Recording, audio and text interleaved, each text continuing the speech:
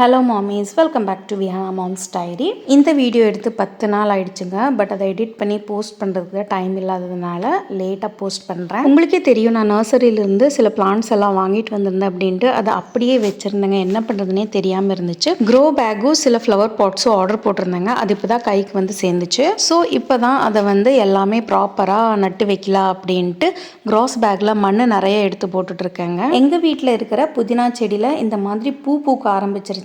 இப்போ தான் நான் ஃபர்ஸ்ட் டைம் புதினா செடியில் பூ வர்றதே பார்க்குறேன். ஒருவேளை ரொம்ப முத்தி போனதுனால இந்த மாதிரி வருதோ என்ன. புதினா செடியை ஃபுல்லாக முழுசாகவே அந்த இடத்துல இருந்து எல்லாமே எடுத்துட்டுங்க. அதை ஒரு க்ரோ பேக்கில் அதோட வேர் மட்டும் நல்லா ஆழமாக போட்டு மண் போட்டு வச்சுருக்கேங்க. இந்த புதினாவை நிலத்துல வச்சு தாங்க காடு மாதிரி ஃபுல்லாக பரவிருச்சு. அதனால் இந்த க்ரோ பேக்கில் மட்டும் அளவாக இருந்தால் போதும் வீட்டு செலவுக்கு அப்படின்ட்டு அதில் போட்டு வச்சுட்டு மற்ற இடத்த ஃபுல்லாகவே க்ளீன் பண்ணிட்டேங்க. ஒரு பழமொழி இருக்குதுங்க, எந்த விதையை போடுறோமோ அந்த செடி தான் முளைக்கும் அப்படின்ட்டு. நான் இந்த வேலையை பார்த்துட்டு இருக்கும்போது என்னோடய மைண்டில் நிறைய விஷயம் ஓடிச்சுங்க. ஃபார் எக்ஸாம்பிள் பார்த்தீங்கன்னா, ஒரு குட் எக்ஸாம்பிள் அப்படின்னு எடுத்துக்கிட்டோம். லாஸ்ட் வீக் எங்கள் வீட்டுக்கு பாப்பாவை பார்க்கறதுக்காக ஒரு ஃபேமிலி வந்திருந்தாங்க. அவங்களுக்கு 3 வயசில் ஒரு பொன் பிள்ளையும் ஒரு பையனும் ட்வின்ஸ் இருக்காங்க. அந்த பொண்ணுக்கு டேட்ஸ் கொடுத்தாங்க சாப்பிட்றதுக்காக. அந்த பாப்பா டேட்ஸை சாப்பிட்டுட்டு அதோட விதையை அவங்க அம்மா கிட்ட கொடுத்துட்டு, இதை பத்திரமா வச்சுக்குமா, வீட்டுக்கு போயிட்டு நான் முளைக்க போடணும் அப்படிங்கிற மாதிரி சொன்னாங்க. எனக்கே ரொம்ப சர்ப்ரைசிங்காக இருந்துச்சுங்க. அந்த குழந்தையோட அப்பா ரோட் சைடில் மரம் நடுவாங்க. ஸோ ஆப்வியஸாக அந்த பொண்ணு அதை பார்த்து வளர்ந்துருக்கா, அதனால் இந்த மாதிரி சொல்கிறா அப்படின்ட்டு. அடுத்து ஒரு பேட் எக்ஸாம்பிள் என்னன்னு பார்த்தீங்கன்னா, நான் ப்ரெக்னெண்ட்டாக இருக்கும்போது 2 பேர் கூட ஹோட்டல் போயிருந்தேங்க. நானும் இன்னொருத்தவங்க அவங்க பொண்ணு. அப்போ போயிட்டு சாப்பிட்டுட்டு இருக்கும்போது சடனாக அவங்க வந்து வயசுக்கு வந்த பொண்ணு பக்கத்துலேயே வச்சுட்டு ஒரு சென்டென்ஸ் சொன்னாங்க. அது ரொம்ப மோசமாக இருந்துச்சு. என்ன சொன்னாங்கன்னு பார்த்தீங்கன்னா, அங்கே பாரு அவன் என்னையை பார்த்து சைட் அடிக்கிறான் அப்படிங்கிற ஒரு சென்டென்ஸ் சொன்னாங்க. அது வந்து நம்ம ஃப்ரெண்ட் சர்க்கிள்குள்ளே ஓகேங்க, அது ஒரு ஜாலியாக ஒரு விதமாக போயிடும். பட் நம்ம பெத்த பொண்ணு வயசுக்கு வந்த பொண்ணை பக்கத்தில் வச்சுக்கிட்டு அந்த மாதிரி சொல்லும்போது அந்த பொண்ணோட மைண்ட் செட் எப்படி இருக்கும் இல்லையா? அப்போது அந்த பொண்ணு என்ன நினைக்கும், நம்ம அப்பா கூட இருக்கும்போதே இந்த மாதிரி நம்ம அம்மா பேசுகிறாங்களே, அப்போ இது தப்பில்லை அப்படிங்கிற மாதிரி அந்த பொண்ணு தோண ஆரம்பிக்கும் இல்லையா? நம்ம குழந்தைங்க நாளைக்கு பெருசாகி ஏதாச்சும் தப்பு, அன்ஃபார்ச்சுனேட்லி ஏதாச்சும் ஒரு தப்பு செஞ்சாங்க அப்படின்னா அதை தட்டி கேட்குற அளவுக்கு நம்ம நடந்துக்கணுங்க. நாளைக்கு அவங்க தப்பு செய்யும்போது அவங்க வந்து நம்மளை கை காட்டிடக்கூடாது இல்லையா?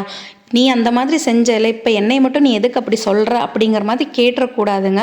அதனால் ஃபஸ்ட்டு நம்ம கரெக்டாக இருந்துக்கணும். அவங்கக்கிட்ட கை நீட்டி காசு வாங்குறவங்களே அவங்கள பற்றி பார்த்தீங்கன்னா, அம்மா 10 அடி பாஞ்சா மக 16 அடி பாயவா, நீ பார்த்துக்கிட்டே இரு அப்படிங்கிற ஒரு சென்டென்ஸ் சொன்னாங்க. இது உண்மைதானங்க. நம்மளை பார்த்து தான் நம்ம குழந்தைங்க வளர்கிறாங்க இல்லையா? எனக்கே பார்த்தீங்கன்னா லிட்ரலி பயங்கரமாக கோவப்படுவேங்க. டெலிவரிக்கு முன்னாடி வரைக்கும் அவ்வளோ கோவப்படுவேன். பட் இப்போ பாப்பா பிறந்ததுக்கப்புறம் நானே என்னோடய மைண்டை மாற்றிக்கிட்டேன். நான் கோவப்பட்டதை அவள் பார்த்தான்னா அவளும் சேம் அதே தான் பண்ணுவான் அப்படிங்கிற மாதிரி நான் வந்து என்னோடய கோவத்தை ஒரு 80% குறைச்சிட்டேங்க. ஹஸ்பண்ட் அண்ட் ஒய்ஃபே பேசுகிறோன்னா குழந்தைங்க முன்னாடி எது பேசணும் எது பேசக்கூடாது அப்படிங்கிற சில விஷயம் இருக்குதுங்க. ஸோ அவங்க முன்னாடி எதை பேசணுமோ அதை தான் பேசணும். அவங்க இல்லாத டைம் வந்து நம்மளோட ப்ரைவசியோ நம்மளோட சீக்ரெட்ஸோ எதை வேணாலும் நம்ம ஷேர் பண்ணிக்கலாம். நம்ம குழந்தைங்களோட எதிர்காலம் நம்ம கையில் தாங்க இருக்குது.